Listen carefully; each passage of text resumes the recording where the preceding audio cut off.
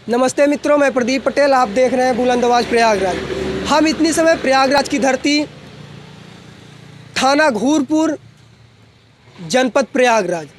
हम थाना घूरपुर से महज 2 किलोमीटर अंदर, जहां पर मनक्वार ग्राम सभा है, यहां का लाल आज खेलो इंडिया में स्वर्ण पदक, कहा जाए तो गोल्ड मेडल लाकर पूरे क्षेत्र एवं पूरे देश के लिए एक गर्व का विषय है। और इनकी चर्चा आज चारों तरफ लोगों के मुंह से एवं लोग अपने में इनको बधाई दे रहे हैं। हम आज उसी दुकान पे खड़े हैं जहां पर इनके पिता जो चंद्रिका प्रसाद कुशवाहा आज यहां पर काफ़ी दिनों से छोटी सी समोसे की दुकान चलाकर अपने बच्चे को पढ़ाया और उस लेवल पे पहुंचाया कि लोग गर्व महसूस कर रहे हैं। चलिए, हमारे साथ इनके पिताजी हैं, हम इनसे बात करते हैं कि इनको कितना गर्व हो रहा है, किस प्रकार से गर्व हो रहा है, इन्होंने किस मेहनत से इस मुकाम पे पहुंचाया। चलिए, लेकर आइए कैमरा, हम कुछ बातें करते हैं। चाचा जी, सबसे पहले आपको बहुत बहुत बधाई हो।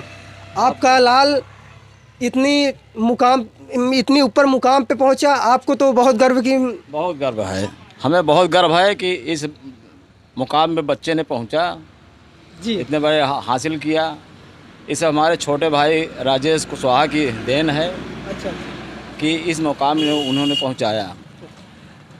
तो चाचा जी, आप यहाँ पर दुकान कितने दिन से चला रहे हैं? यहाँ से हमें 5-6 साल से दुकान चला रहे हैं। पहले मेन रोड पे थे। अच्छा जी। जब से रोड चौड़ी हो गई, हमने यहाँ पे चले आए जी। हाँ। चाचा जी, आपने बहुत मेहनत करके अपने बच्चों को पढ़ाया होगा। हाँ, मेहनत तो कर ही रहे हैं, रातों दिन इकट्ठा करके उनको पढ़ा लिखा रहे हैं। अच्छा चाचा जी, प्रमोद कितने भाई और कितने बहन हैं? 4 भाई और 4 बहन। प्रमोद कौन से नंबर पे है? दूसरे नंबर पर। देख सकते हैं, प्रमोद दूसरे नंबर पे है। और आपको बता दूं, आप देख सकते हैं, प्रमोद जी कोई बड़े परिवार से नहीं, एक मिडिल क्लास परिवार से हैं, जहां पर उन्होंने शिक्षा प्राप्त करने के लिए अधिक मेहनत की।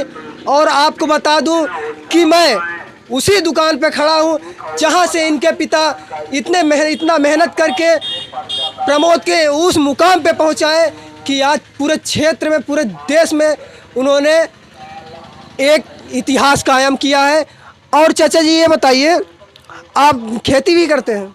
हाँ, खेती बहुत ज़्यादा नहीं है, थोड़ा बहुत खेती है, तो खेती भी करते हैं। अच्छा, तो मान के चलिए एक दिन का कमाई आपका कितना हो जाता होगा? अरे, एक दिन की कमाई क्या हो रही है, 200-300 रुपये हो रही है। देख सकते हैं, एक मिडिल क्लास फैमिली के लिए, परिवार के लिए इतना बड़ा मुकाम पे जाना कोई मामूली बात नहीं है। हमारे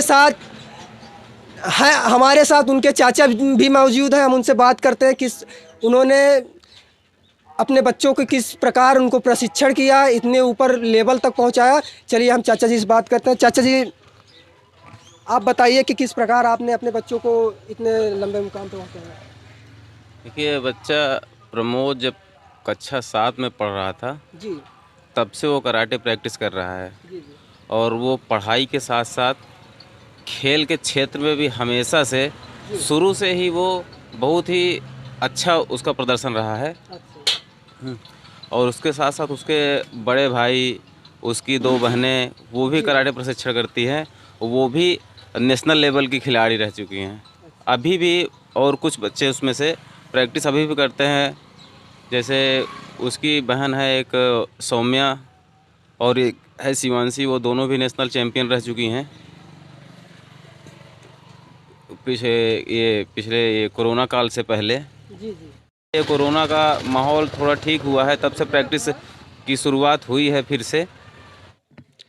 जैसा कि अभी हम आपको दिखाए थे कि प्रमोद जी का जो दुकान है, उनके पिता जो दुकान चलाते हैं, वह दुकान एक मध्यम क्लास, यानी कि कहा जाए तो एक गरीब की दुकान थी। हम आज उसी गरीब के घर में खड़े हैं जहां से उन्होंने अपने लाल को उस मुकाम पे पहुंचाया पढ़ाकर कि हम उनकी जितना ही गुणगान करें उतना कम है। हमारे साथ प्रमोद जी के चाचा, जो कि उनको प्रशिक्षण किया, उनको मोटिवेट किया, उन प्रेरक किया उनको उस लेवल में लेवल पहुंचाने के लिए।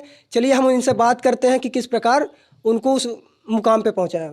चाचा जी, सबसे पहले आपको बहुत बहुत बधाई हो एवं आपके परिवार को बहुत बहुत बधाई हो। आपको बताए हो, सारे क्षेत्रवासियों को बधाई। जी चाचा जी, आपने उनको प्रशिक्षण दिया। हाँ, प्रमोद को प्रशिक्षण हम लगभग आज से करीब 10 साल के आसपास हो गया उसको प्रशिक्षण देते, और शुरू से ही काफ़ी अच्छा रहा है, खेल में भी और पढ़ाई दोनों में भी। और इसके अलावा जब उसको टाइम मिलता है तो अपने पिताजी की दुकान पर भी हाथ बटाने के लिए पहुंच जाता है। जैसा कि आप देख सकते हैं, चाचा जी ने बताया कि वो उनके पास यदि पढ़ने से प्रशिक्षण से टाइम मिलता था, पाठ समय में अपने पिताजी का हाथ बटाते थे। दुकान पे वो अपना थोड़ा बहुत दुकानदारी भी करते थे। अच्छा चाचा जी, उन्होंने आज जो ये मेडल जीता है वह किस लेवल का है, किस वजह से देश और प्रदेश में और आपके क्षेत्र में चर्चा का विषय बना है? देखिए, ये जो अभी गेम हुआ है, खेलो इंडिया यूनिवर्सिटी गेम हुआ है जी और इसका ये पिछले क्या बोलते हैं 14 से 17 मार्च जी को ये कुरुक्षेत्र यूनिवर्सिटी, कुरुक्षेत्र हरियाणा में हुआ था जी यूनिवर्सिटी गेम। जी तो उसमें टॉप 8 में आने की वजह से इनका चयन हुआ था खेलो इंडिया यूनिवर्सिटी गेम के लिए। तो उनके पास 1 महीने का टाइम था। 1 महीने में उन लोगों ने प्रैक्टिस की, मेहनत की, और आज खेलो इंडिया में उनका पहला स्थान है। तो अब यहाँ के बाद अब ये वर्ल्ड यूनिवर्सिटी गेम के लिए सेलेक्ट हुए हैं। जी और जो कि ये संभवतः जहाँ तक की खबर है कि ये रसिया में होगा, अच्छा। तो सितंबर में।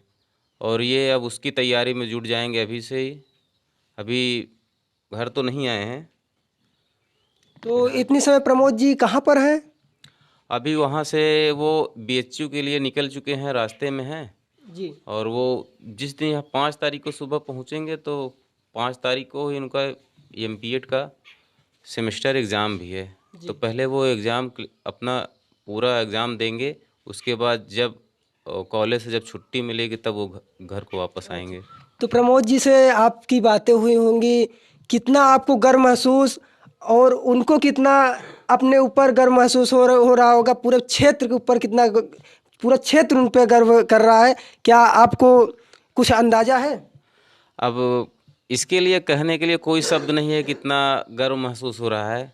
अब क्या कहा जाए, इसी बात से आप अंदाज़ा लगा सकते हैं कि जब से उसका चयन हुआ या जब से वहाँ पे वो खेलने गया है, तब से बराबर ना खा पा रहे हैं ना सो पा रहे हैं। सिर्फ इसी बात का मतलब एक तरह से खुशी भी है जी और जी थोड़ा मन में घबराहट भी रहती है कि हाँ बच्चा कैसे खेल रहा है वहाँ पे, कैसे हम लोग तो यहाँ पे हैं और वहाँ है खेल रहा होगा। वो जो वहाँ के यूनिवर्सिटी के जो कोचेस गए होंगे जी जी उनकी देख रेख में। और हालांकि बहुत अच्छा रहा परफॉर्मेंस।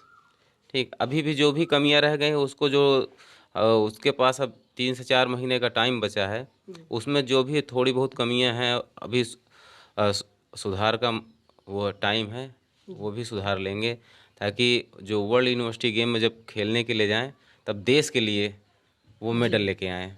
जी, बहुत अच्छी बात है। हम अभी इतनी समय प्रमोद के घर पे हैं।